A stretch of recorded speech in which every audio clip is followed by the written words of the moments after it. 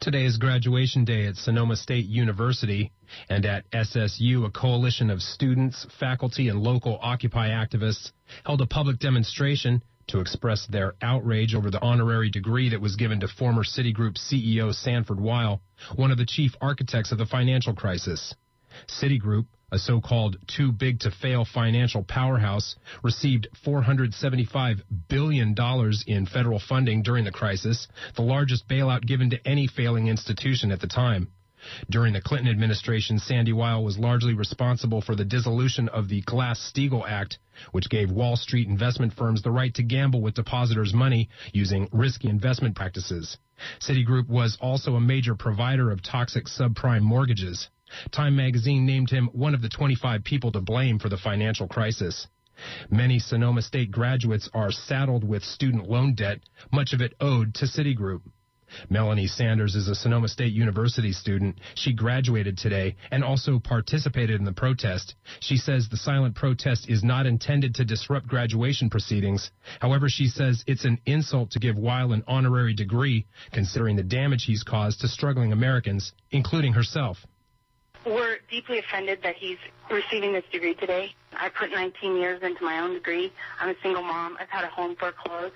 I have student debt that doubled from $15,000 to $29,000 under Citigroup. So it's absolutely an insult to me and my family and the honor of my graduation for him to be there.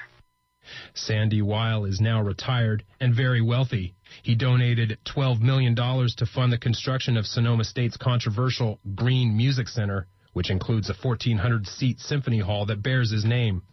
Shepard Bliss teaches humanities at Sonoma State. He's also active with the Sonoma Occupy movement. He says today's protest is intended to bring attention to the increasing corporatization and privatization of higher public education. So one of the big problems in higher education today, especially public higher education, is the privatization and corporatization of the university, which is based on tax dollars that we as citizens pay. So it's our responsibility to be vigilant and see what's happening. Of course, this is happening throughout the CSU system and the University of California system. So we had multiple objectives here, which was to expose what was happening in this particular situation and help students, family members connect the dots. Both Sandy Weill and his wife, Joan, were recipients of honorary doctorates today. For more information on Sandy Weill's background, as well as the corporatization of Sonoma State, you can visit www.shameonSSU.org. That's SHAMEONSSU.org.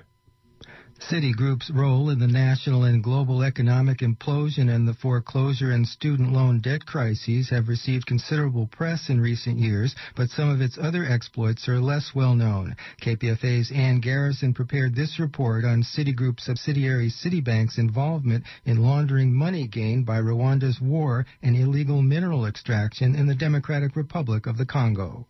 In 2001, a UN panel of experts traced Citibank's involvement in transferring money gained by Rwandan President Paul Kagame's war and illegal resource extraction in the Democratic Republic of the Congo from a Rwandan bank back to Rwandan or Rwandan-backed militias in Congo. Section 30 of the 2001 report of the panel of experts on the illegal exploitation of natural resources and other forms of wealth of the Democratic Republic of the Congo offers one example of the financial transactions by which BCDI, a bank in Kigali, Rwanda, which Rwandan President Paul Kagame and other members of his Rwandan Patriotic Front Party owned shares in, funded the Rwandan war in Congo with the help of Citibank New York. A letter, it says, signed by two officers of a diamond mine in Congo ordered a payment of $3.5 million to a company owned by military officers fighting to topple the government in Congo during the First Congo War of 1996 to 1997. The payment went from an account in the Rwandan bank, BCDI, to the officers in Congo, but by way of a Citibank account in New York. In sections 130 through 135 of the same report, the panel of experts estimated that between late 1999 and 2000, when the price of the mineral coltan soared, the Rwandan army may have made as much as $20 million a month on Congolese coltan and at least $250 million over a period of 18 months, substantially more than enough to sustain its war in Congo during that time. Here the experts wrote, quote, lies the vicious circle of the war. Coltan has permitted the Rwandan army to sustain its presence in the Democratic Republic of the Congo. The army has provided protection and security to the individuals and companies extracting the mineral. These have made money, which is shared with the army, which in turn continues to provide the enabling environment to continue the exploitation. The report then traces Citibank's role in the transfer of wealth created by smuggling Congo's coltan into Rwanda and sending a share of profits back to Congo to sustain Kagame's war. In one case, the Rwandan bank, BCDI, ordered Citibank in New York to pay millions of dollars to Rwandan companies which were providing supplies to the RCD, a Rwandan-backed militia that became a major force in the Second Congo War.